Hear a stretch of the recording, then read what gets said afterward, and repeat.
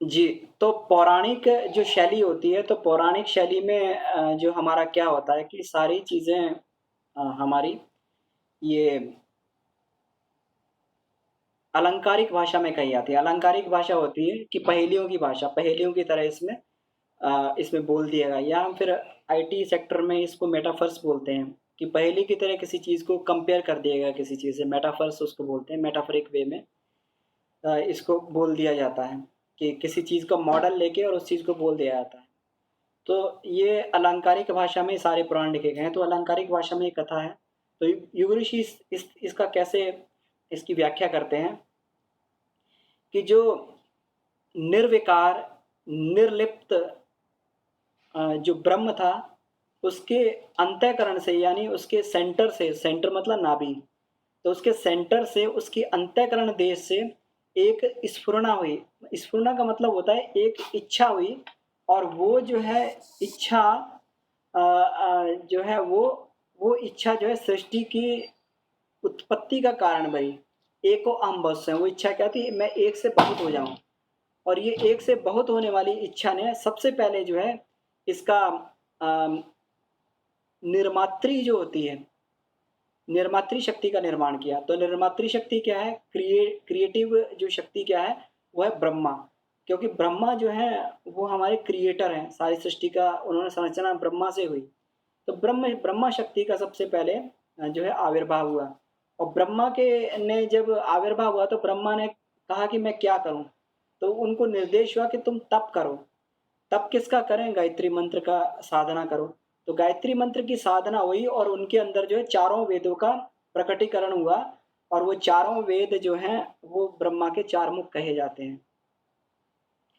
अब इसमें सबसे पहले क्योंकि चैतन्य सृष्टि की संरचना सबसे पहले हुई, पहले सबसे पहले चेतना का आविर्भाव हुआ तब स्थूल का। क्योंकि अगर स्थूल हो और चेतना वहां पे ना हो तो शरीर जैसे मृत हो जाता है, तो वहां पर स्थूल तो रहता है लेकिन चेतना नहीं होती, तो उसमें कोई हिलडुल या कोई हलचल नहीं होती है। तो बिना इस सूक्ष्म के, बिना चेतना के स्थूल शरीर जो है ये बिल्कुल निष्प्राण रहता है। तो सबसे पहले चेतन सृष्टि का आविर्भाव हुआ। और वो चेतन सृष्टि के जो घटक थे, जो चेतन सृष्टि का घटक था, ये प्राण था। मतलब ये जो चैतन्य सृष्टि जो हुई और चैतन्य सृष्टि में जो निर्माण हुआ, ये इच्छा, अनुभूति और अहम भावना का हुआ। इसी को विश्व का प्राणमय कोश कहते हैं। तो जब भी कोई विश्व में परिवर्तन किए जाते हैं, तो परिवर्तन जो ऋषि मुनि पहले जो हलचल जो है सूक्ष्म में हलचल होती है। जैसे कहीं राजनीति में कोई बहुत बड़ा परिवर्तन हो जाए या फिर कहीं कोई बहुत बड़ा परिवर्तन हो जाए।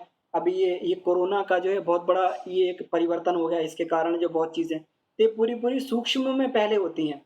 गुरुदेव कहा करते थे, बेटा ये स्थूल की लड़ाई जो है ये तो बहुत छोटी है, सूक्ष्म की लड़ाई बहुत बड़ी है, यहाँ पे भयंकर आग लगी हुई है। और अब मैं स्थूल से को छोड़कर मैं सूक्ष्म में जाऊंगा।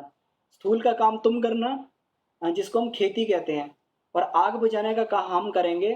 जो फायर ब्रिगेड में जो है ये बड़ा ही वो रहता है, फायर ब्रिगेड के काम में जो है बड़ा ही ये एक एक इसमें जिसे बोल सकते हैं कि बहुत ही इसमें डर रहता है, बहुत ही भय होता है, इसमें हाथ जलने का भय हो जाता है, इसमें शरीर के जलने का भय होता है, किसी दूसरे को बचाया जाए तो इसमें बड़ा भय रहता है।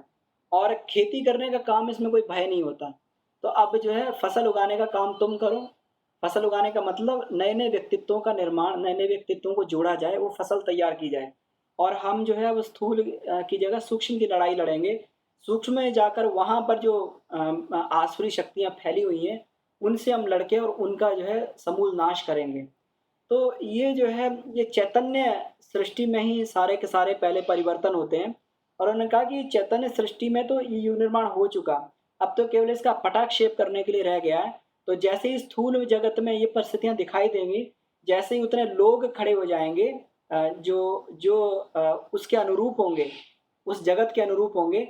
इसीलिए गुरुदेव बार बार कहा करते थे कि मुझे 10,000 हीरों का हार चाहिए। और जिस दिन 10,000 हीरे उस तरीके के खड़े हो जाएंगे, विवेकानंद स्तर के व्यक्ति जिस दिन खड़े हो जाएंगे, उस दिन जो है देखते ही देखते संसार का परिवर्तन हो जाएगा और देखते ही देखते एक जो है सतयुग जैसी परिस्थितियां संसार में आ जाएंगी। तब जो है केवल पटाक्षेप करने की बात रह जाएगी, पर्दे को हटाने की बात रह जाएगी। और पर्दे को हटाते ही जो है इस संसार में एक नया युग का इसमें प्रकटीकरण दिखाई देगा। जब तक वो 10,000 हीरे उनको नहीं मिलते तब तक जो है ये डिले होगा। फिर डिले जो है उनके पार्ट का नहीं है, वो पार्ट तो हो चुका। अब डिले केवल और केवल इस पार्ट का रह गया कि कब उनको उतने प्रामाणिक और उतने नैष्ठिक उनको सहयोगी मिल जाए जिनके बलबूते पर ये परिवर्तन किया जा सके। तो ये जो है इसीलिए गुरुदेव अंतिम समय में भी उनकी यही पीड़ा थी कि मैं जब मरूं तो मैं 10,000 हीरो का हार पहन के मरूं, कि 10,000 ऐसे व्यक्ति हों, 10,000 जो है ऐसे व्यक्ति हों जो श्रद्धे वीरेश्वर बाबूजी जैसे हों, जो श्रद्धे लाल बिहारी बाबूजी जैसे हों, कि जिनके बोलते ही क्रांति चालू हुई है, जिनके बोलते ही लोगों के जीवन में परिवर्तन चालू हुआ है। तो इस तरीके के लोग जब 10,000 पैदा हो जाएंगे इस संसार में, फिर क्रांति करने में फिर बहुत ज़्यादा देर नहीं लगेगी। इस संसार में फिर जो है परिवर्तन होने में बहुत ज़्यादा देर नहीं लगेगी। तो चैतन्य सृष्टि की सबसे पहले रचना होती है, चैतन्य सृष्टि में सबसे पहले परिवर्तन होता है। तो ये चैतन्य सृष्टि जो प्राणिक सृष्टि है, इसमें चैतन्य सृष्टि में जो तत्व भरा हुआ है ये प्राण तत्व भरा हुआ है। और प्राण तत्व जो है 3 तरीके का होता है, विचार, संकल्प और भाव। 3 इसकी कैटेगरी होती है, 3 क्लासेस होती है, विचार, संकल्प और भाव। ये प्राण के ही जो है 3 कैटेगरीज हैं। और 3 वर्ण होते हैं, सत, रज और तम, मतलब 3 रंगों का होता है। 3 रंग मतलब जो 3 कलर्स होते हैं। और हम लोग देखें कि मूलभूत हमारे 3 ही कलर होते हैं, हरा और पीला और नीला। हरा, पीला और नीला, ये 3 ही कलर होते हैं। 3 कलर के कॉम्बिनेशन से जो है सारे के सारे कलर बन जाते हैं। जब अपन रिफिल करते हैं जब अपने प्रिंटर को, ये 3 ही कलर्स को डाला जाता है और 3 कलर के कॉम्बिनेशन से जो है पूरी की पूरी हमारी सारे के सारे जो इन्फिनिट कलर बन सकते हैं। तो सत, रज और तम, ये 3 ही ऐसे कलर हैं, प्राण के कलर हैं। इनसे इनसे जो है हर प्रकार के जीवों की रचना की जा सकती है। इसमें जो है अभी डॉक्टर साहब हैं, डॉक्टर के डी जोशी जी जानते होंगे कि जब पहले इसमें क्या होता था कि जब किसी व्यक्ति की धड़कन ना पता लगे तो उसमें कैसे मालूम किया जाए कि ये व्यक्ति जीवित है कि नहीं जीवित है, उसके अंदर ब्लड फ्लो हो रहा है कि नहीं हो रहा है। तो इसमें जो है यूरेनाइन का इंजेक्शन दिया जाता है। तो यूरेनाइन का इंजेक्शन देने से व्यक्ति का शरीर जहाँ पे ब्लड फ्लो हो रहा है, जहाँ चल रहा है, जहाँ पर चेतना है, तो वो हरा और पीला जो है शरीर दिखने लगता है। नीला इसलिए दिखाई नहीं देता क्योंकि ब्लड का प्रभाव के कारण नीला रंग जो है दब जाता है। लाल रंग के प्रभाव के कारण नीला रंग दब जाता है, तो नीला नहीं दिखाई देता है। तो इस वजह से जो है ये विज्ञान में इस चीज को सिद्ध करता है कि 3 ही कलर हैं और 3 सत्य, रज और तम, ये 3 ही गुण है। त्रिगुणात्मक सृष्टि है पूरी और इसी से हर तरीके के प्राणी बनते हैं। बहुत ही तमोगुणी जो प्राणी होते हैं वो जो है इसमें कीट पतंगे की अवस्था में आ जाते हैं। रजोगुणी होते हैं तो वो प्राणी जो है इस अवस्था में आ जाते हैं, वो संसार के प्रति जिनका जो है केवल अपना काम है, वो केवल अपना पेट भरना, उदर पूर्ति करना और अधिक से अधिक संसाधन को जो है इकट्ठा करना, ये जो है रजोगुण का प्रभाव होता है। और जो सतोगुण का प्रभाव का मतलब वो कैटेगरी के प्राणी इसमें होते हैं जिनके अंदर ज्ञान की चेतना होती है और वो जो है थिंक आउट ऑफ बॉक्स जिसे बोलते हैं, वो उस तरीके का सोच सकते हैं, ट्रैक से हट के सोच सकते हैं। और जो है इनको लीडरशिप क्वालिटीज होती हैं, वो संसार को, समाज को एक विशेष धारा में ले जाते हैं। जिनका जो है प्रज्ञा बुद्धि विकसित होती है, ज्ञानात्मक चेतना जिन पे विकसित होती है, वो सतोगुण। तो ये इस तरीके के प्राण से, और ये प्राण जो है ये 3 वर्ग का होता है। यानी जो भी हमारा विचार जो संपादित हो रहा है, विचार जो है ये प्राण का ही स्फुरण है, ये प्राण का ही रूप है। प्राण की कंडेंस्ड फॉर्म जो विचार होती है, और ये अधिक और कंडेंस्ड होता है तो ये संकल्प बन जाता है। यानी कोई विचार उठा, उसके साथ में प्राण का समावेश हो जाए, या फिर किसी विचार में हमारी इच्छा जुड़ जाए, इच्छा भी प्राण का स्वरूप है। तो विचार और इच्छा का कॉम्बिनेशन हमारा संकल्प बन जाता है। और जब व्यक्ति किसी चीज का संकल्प कर लेता है तो फिर उसे जो करके छोड़ता है। कहते हैं हमने संकल्प कर लिया, और जिस दिन वो संकल्प होता है तो वो जो है बिल्कुल प्रत्यक्ष रूप से कार्य जो मूर्त रूप होने लगता है।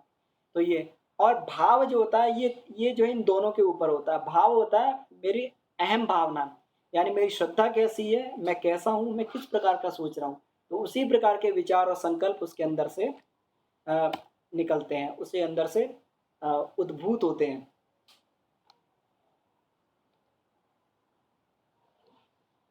इसके बाद में ये नेक्स्ट इसमें बताया गया है कि जड़ सृष्टि का निर्माण पंचभूतों से होता है। तो अब गति जो है गति जो है तीनों, चैतन्य में भी गति है और जड़ में भी गति है।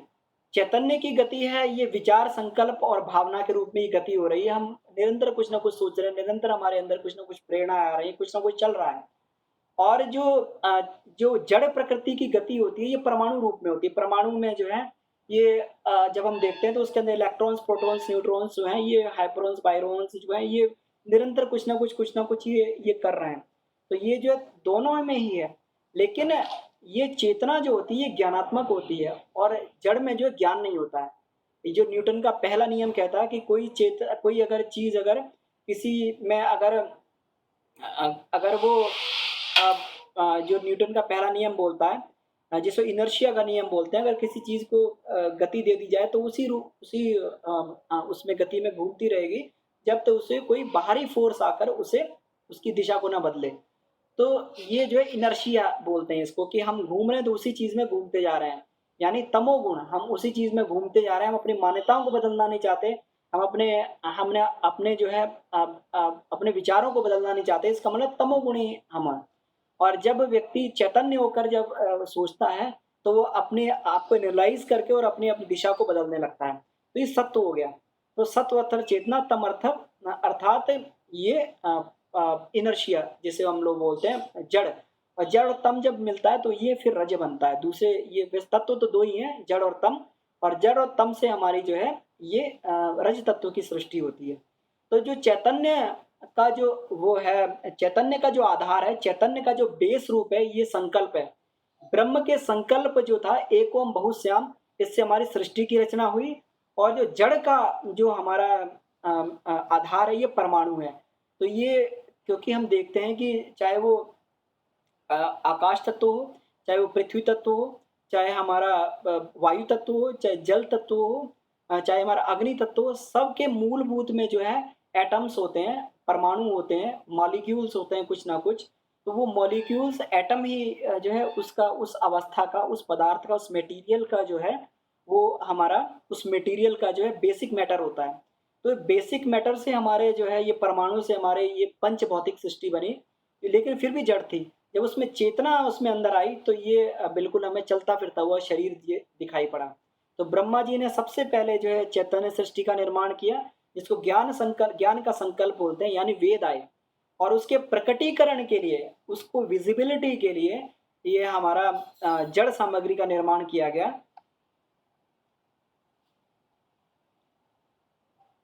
उसको जड़, तो जड़ सृष्टि का जो निर्माण किया गया और जड़ सृष्टि के निर्माण से उस चेतना का प्रकटीकरण हुआ। तो संकल्प शक्ति जो है चैतन्य सत होने से जो है इसी को जो है गायत्री बोला गया। और जो है और जड़ शक्ति को, ये परमाणु शक्ति को जो है ये ब्रह्मा की पुत्री या फिर सावित्री बोला गया। इसी को गायत्री सावित्री की साधना किया कहा जाता है। जब व्यक्ति जब करता, ध्यान करता है तो गायत्री का आविर्भाव उसके अंदर होता है। और फिर जब पंचकोशी साधना करता है यानी क्रिया योग करता है तो फिर सावित्री शक्ति का उसके अंदर आविर्भाव होता है। और दोनों का कंबाइंड स्वरूप ही जो है ये फिर पूर्ण जो है गायत्री साधना बनता है, यानी चेतना गायत्री की थ्योरी। और जो है जड़ यानी गायत्री का प्रैक्टिकल यानी सावित्री। तो इसी से जो है पूरी की पूरी सृष्टि गायत्री सावित्री के कॉम्बिनेशन से पूरी की पूरी सृष्टि चल रही है। तो ठीक है, तो आज की बात को यहीं ख़त्म करते हैं। और किन्हीं कोई प्रश्न हो तो वो पूछ सकते हैं, नहीं तो फिर क्लास को यहीं समाप्त किया जा सकता है। जी जी, किन्हीं का कोई प्रश्न हो?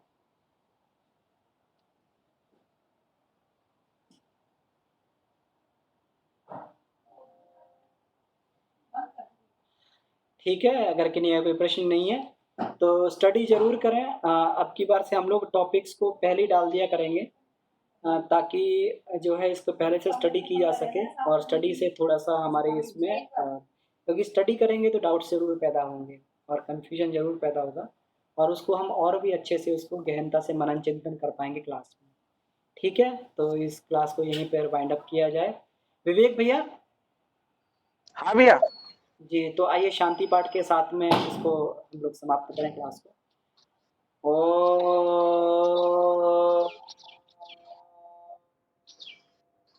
शांति शांति शांति समाप्त। ठीक है।